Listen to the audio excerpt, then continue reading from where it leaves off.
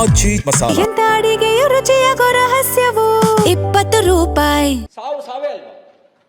ಆ ಸಾವಿಗೊಂದು ಸಂವೇದನೆ ಇರಬೇಕಲ್ಲ. ಎಲ್ಲಿದೆ ನಿಮ್ಮ ಸಂವೇದನೆ? ಯಾಕೆ ಹೋಗಿದ್ರು, ಏನಾಗಿದ್ದು, ಅದು ಎರಡನೇ ಮಾತು. ಮತ್ತೆ ಇಡೀ ಅನುಮಾನಾಸ್ಪದವಾಗಿ ಕಂಡುಬರುತ್ತೆ. ಇಡೀ ಇದು ಈಗ ನವೀನ್ ಹೇಳಿದ್ರು, ಎಂಟೈರ್ ಅನುಮಾನಾಸ್ಪದ ಕಂಡುಬರುತ್ತೆ. ಅವನು ಯಾರು? ಶಿವರಾಜ್ ಸೋಸಲ್ವಾಡ. ಆತನಿಗೆ ಮೊದಲು ಗುಂಡು ಬಿತ್ತೋ ಅಥವಾ ಇವನು ಗುಂಡಾರಿಸಿದ್ಮೇಲೆ ಗುಂಡು ಬಿತ್ತೋ?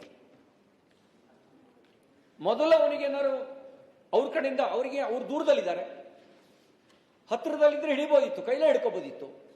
ದೂರದಲ್ಲಿದ್ದಾರೆ, ಎತ್ತರದಲ್ಲಿದ್ದಾರೆ. ನಿಮ್ಮ ರಿಪೋರ್ಟ್ ಪ್ರಕಾರ ಎತ್ತರದಿಂದ ಮೊದಲು ಅವರು ಶಿವರಾಜ್ ಸಾಸಲವಾಡ ಗುಂಡಾರಿಸಿದ್ರು ಅಥವಾ ಶಿವರಾಜ್ ಸಾಸಲವಾಡ ಗುಂಡಾರಿಸಿದ್ಮೇಲೆ ಅವರು ಮರುಗುಂಡಾರಿಸಿದ್ರು? ಸ್ವಾಭಾವಿಕವಾಗಿ ನಾನು ಮಲೆನಾಡಿನ ಒಡನಾಟದೊಳಗೆ ಅದರ ಅಂಚಿನ ಗ್ರಾಮಗಳಲ್ಲೇ ಇರೋನು. ಸ್ವಾಭಾವಿಕವಾಗಿ ಮೊದಲು ಅವರಿಂದ ಗುಂಡು ಬಿದ್ದಿದ್ರೆ ಇನ್ಯಾರೋ ಸಿಬ್ಬಂದಿ ಗುಂಡಾರಿಸೋದು, ಇವನು ಆಸ್ಪತ್ರೆಗೆ ಹೋಗ್ಬೇಕು. ನೀವೇ ಹೇಳ್ತೀರಿ ಸಣ್ಣ ಪುಟ್ಟ ಗಾಯ, ಆ ಗಾಯದ ಸ್ಪಷ್ಟತೆ ಇಲ್ಲ. ಸಣ್ಣ ಪುಟ್ಟ ಗಾಯ ಅಂದ್ರೆ ತರಚು ಗಾಯನ, ಬಂದೂಕಿನಿಂದ ಆದ ಗಾಯನ, ಅಥವಾ ಕತ್ತಿಯಿಂದ ಆದ ಗಾಯನ, ಯಾವುದರಿಂದ ಆದ ಗಾಯ? ಆ ಸ್ಪಷ್ಟತೆ ಇಲ್ಲ. ಇಲ್ಲೂ ಅನುಮಾನ ಇದೆ. ನಾನು ಮತ್ತೆ ಸುತ್ತಿ ಬಳಸಿ ಹೇಳಕ್ ಹೋಗಲ್ಲ. ನೀವು ಮ್ಯಾಜಿಸ್ಟ್ರೇಟ್ ತನಿಖೆ ಬದಲಿಗೆ ನ್ಯಾಯಾಂಗ ತನಿಖೆ ಮಾಡಿಸಿ. ಹಾಲಿ ಹೈಕೋರ್ಟ್ ನ್ಯಾಯಾಧೀಶರ ನೇತೃತ್ವದ ನ್ಯಾಯಾಂಗ ತನಿಖೆ ಮಾಡಿಸಿ. ಇಮ್ಮಿಡಿಯೇಟ್ ಇವತ್ತು BNS 103, 104 ಮೊಕದ್ದಮೆ ದಾಖಲು ಮಾಡಿ. 2013-14 ಕೊಪ್ಪದ ತನಿಕೋಡ್ ಬಳಿ ಫಾರೆಸ್ಟ್ ಚೆಕ್ ಪೋಸ್ಟ್ ಹತ್ರ ಒಂದು ಎನ್ಕೌಂಟರ್ ಆಗುತ್ತೆ. ನೀವು ತಕ್ಷಣ 302 ಅವತ್ತು IPC 302 ಬುಕ್ ಮಾಡಿದ್ರಿ. ಅಲ್ಲಿ ಒಂದು ನಿಮಿಷ ಸಚಿವರು ನಿದ್ದೆ ಮಾಡಿದ್ರು ಓಕೆ, ಗೊರೆ ಕೊಡಿಸಿದ್ದಾರೆ ಸಚಿವರು. ನಿದ್ದೆ ಓಕೆ, ಗೊರಕ್ಕೆ ಇಲ್ಲಿ ತನಕ ಕೇಳ್ತಾ ಉಂಟು. ಅಲ್ಲ ಏನೋ ಚಿಂತನೆ ಮಾಡ್ತಾರೆ, ನಿದ್ದೆ ಮಾಡ್ತಾ ಇಲ್ಲ, ಯೋಚನೆ ಅಲ್ಲ, ಕಣ್ಣು ಮುಚ್ಕೊಂಡು ಯೋಚನೆ ಮಾಡ್ತಾರೆ. ವಿಷಯ ಚರ್ಚೆ ಆಗ್ತಾ ಉಂಟು. ಇಲ್ಲ ಹಂಗೆಲ್ಲ ಯಾವತ್ತೂ ನಿದ್ದೆ ಮಾಡಲ್ಲ ಜಮೀರ್ ಅವರು. ಈಗ ಚಿಂತನೆ ಮಾಡ್ತಾರೆ, ಯೋಚನೆ ಮಾಡೋರು ಇಲ್ಲಿ ಬಂದ ಅವ್ರಿಗೆ ಚಿಂತನೆ ಮಾಡ್ತಾರೆ, ಯೋಚನೆ ಮಾಡ್ತಾರೆ. ಮಾನ್ಯ ಸಭಾಪತಿಗಳೇ, ಅವ್ರ ಮೇಲೆ BNS 103 ಬುಕ್ ಮಾಡಿ. ಯಾರ್ಯಾರು ಅಲ್ಲಿ ಕೋಂಬಿಂಗ್ ಕಾರ್ಯಾಚರಣೆಯಲ್ಲಿ ಭಾಗವಹಿಸಿದ್ರೆ ಅವರು ಬುಕ್ ಮಾಡಿ ಕೇಸ್ನ. ನ್ಯಾಯಾಂಗ ತನಿಖೆ ಅವ್ರ ನಿರಪರಾಧಿ ನಿರ್ದೋಷಿಗಳು ಅಂತ ಅದು ಪ್ರೂವ್ ಮಾಡಲಿ. ನೀವ್ಯಾಕೆ ಬುಕ್ ಮಾಡಿಲ್ಲ ಕೇಸ್ನ? ಒಂದೊಂದು ಕೇಸ್ನಲ್ಲಿ ಒಂದೊಂದು ರೀತಿ ಯಾಕೆ ತಗೋತೀರಿ ನೀವು? 2013-14 ಕಾಂಗ್ರೆಸ್ ಸರ್ಕಾರನೇ ಇತ್ತು. ನೀವಲ್ಲಿ ತನಿಖೋಟ್ನಲ್ಲಿ ಕೇಸ್ ಬುಕ್ ಮಾಡಿದ್ರಿ. ಅಲ್ಲಿ ಕೇಸ್ ಬುಕ್ ಮಾಡಿ ನವೀನ್ ನಾಯ್ಕನ ಜೈಲಿಗೆ ಕಳಿಸಿದ್ರಿ. ಅಲ್ಲಿ ಒಬ್ಬನ ಹತ್ಯೆ, ಅವನು ಮೋಸ್ಟ್ ವಾಂಟೆಡ್ ಕ್ರಿಮಿನಲ್. ಹಲವಾರು ಪೊಲೀಸ್ ಠಾಣೆಗಳಲ್ಲಿ ಮೊಕದ್ದಮೆ ದಾಖಲಾಗಿದ್ದ ವ್ಯಕ್ತಿ.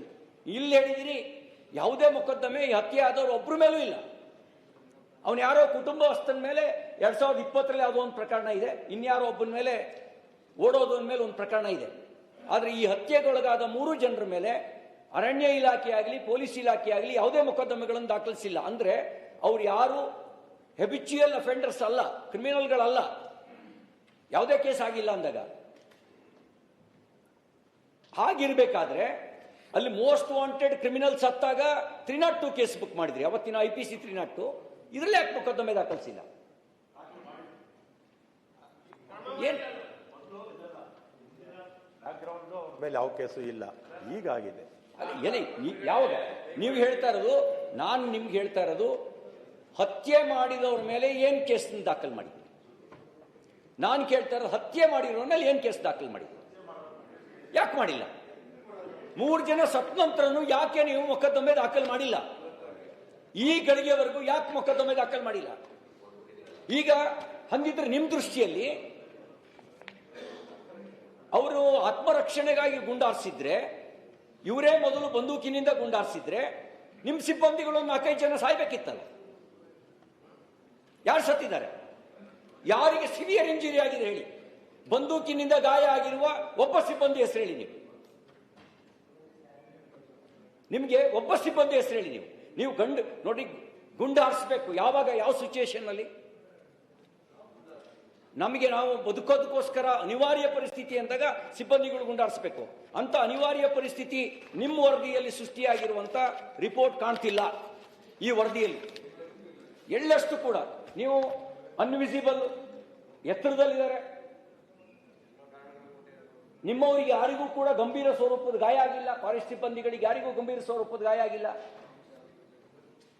ಅವ್ರು ಎಷ್ಟು ಜನ ಇದ್ದಾರೆ ಗೊತ್ತಿಲ್ಲ, ಎಷ್ಟು ಜನ ಇದ್ದಾರೆ ಗೊತ್ತಿಲ್ಲ ಅಂತ ಆದ್ಮೇಲೂ ಕೂಡ ಕೇವಲ ಬೆಳಕನ್ನು ಆಧರಿಸಿ ಗುಂಡಾರಿಸ್ತೀರಿ ನಿಮ್ಮ ವರದಿ ಪ್ರಕಾರ.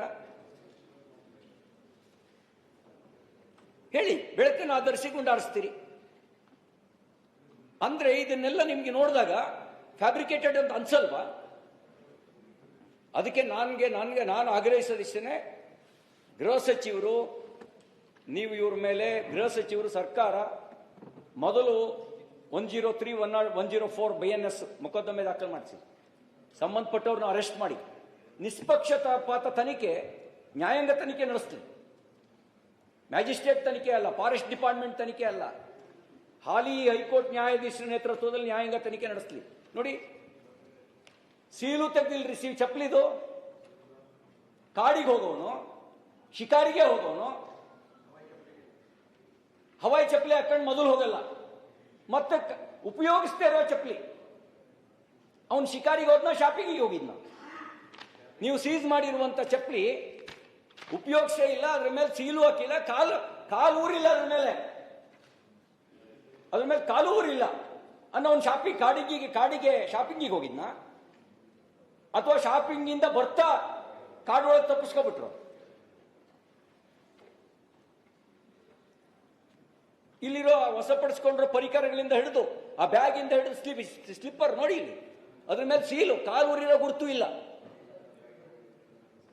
ಒಬ್ಬ ಶಿಕಾರಿಗೆ ಹೋಗೋನು, ನೀವು ಗಂದು ತಗೊಂಡು ಹೋದ ಒಪ್ಕೊಳ್ತೀನಿ, ಮಾಂಸ ತುಂಬ್ಕೊಬರಕ್ಕೆ ಚೀಲ ತಗೊಂಡು ಹೋಗ್ತಾನೆ, ಪಾತ್ರೆ ತಗೊಂಡು ಹೋಗ್ತಾನೆ, ಒಪ್ಕೊಳ್ತೀನಿ, ಕತ್ತಿ ತಗೊಂಡು ಹೋಗಿದ್ದ ಒಪ್ಕೊಳ್ತೀನಿ. ಹವಾಯಿ ಚಪ್ಪಲಿ ಯಾಕೆ ತಗೊಂಡು ಹೋಗ್ತಾನೆ? ಹೊಸ ಹವಾಯಿ ಚಪ್ಪಲಿನ, ಉಪಯೋಗಿಸ್ತಿರೋ ಹವಾಯಿ ಚಪ್ಪಲಿನ ಯಾಕೆ ತಗೊಂಡು ಹೋಗ್ತಾನೆ? ಇದು ಸಂಶಯಾಸ್ಪದ ಅಂತ ಅನ್ಸಲ್ಲ? ಇದನ್ನೆಲ್ಲ ನೋಡಿದಾಗ ನವೀನ್ ಹೇಳಿರೋ, ಅನುಮಾನ ಪಟ್ಟಿರೋ ರೀತಿಯಲ್ಲಿ ಏನೋ ಸಮಥಿಂಗ್ ಇದೆ. ನಮ್ಮಲ್ಲಿ 2 ವೈಲ್ಡ್ ಲೈಫ್ ಸೆಂಚುರಿ ಬರುತ್ತೆ. ಕೇರಳದಿಂದ ಬಂದು ವ್ಯವಸ್ಥಿತವಾಗಿ ಬಂದು ಕಾಡು ಕೋಣನ ಶಿಕಾರಿ ಮಾಡಿ, ಸಾರ್ಗ ಶಿಕಾರಿ ಮಾಡಿ, ಜಿಂಕೆ ಶಿಕಾರಿ ಮಾಡ್ಕೊಂಡು ತಗೊಂಡು ಹೋಗ್ತಿದ್ರು. ಅವ್ರ ಜೊತೆಗೆ ಸಹಕರಿಸ್ತಿದ್ದವ್ರು ಯಾರು ಅಂದ್ರೆ ಅರಣ್ಯ ಇಲಾಖೆ ಸಿಬ್ಬಂದಿ. ನಮ್ಮಲ್ಲಿಗೆ ಬಂದು ಒಳನಾಡಿಗೆ, ಅದು ಇಲ್ಲಿ ಕುದುರೆಮುಖ ವೈಲ್ಡ್ ಲೈಫ್ ಸೆಂಚುರಿಗೆ, ಭದ್ರಾ ವೈಲ್ಡ್ ಲೈಫ್ ಸೆಂಚುರಿಗೆ ಬಂದರು. ಅವ್ರು ಯಾವ್ದು ಬರೋದು ಅಂದ್ರೆ ರೈಫಲ್ ತಗೊಂಡು ಬರೋದು. ಅದೇನೋ ಎಂತ ರೇಂಜು, ಅದೇನೋ ಗೊತ್ತಿಲ್ಲ ಹೆಸರು, 8mm, ಅದು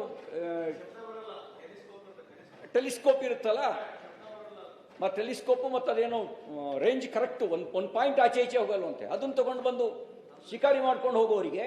ಹಾಗೆ ಇಲ್ಲಿ ಏನೋ ಇದೆ ಅನುಮಾನಾಸ್ಪದವಾಗಿರೋ.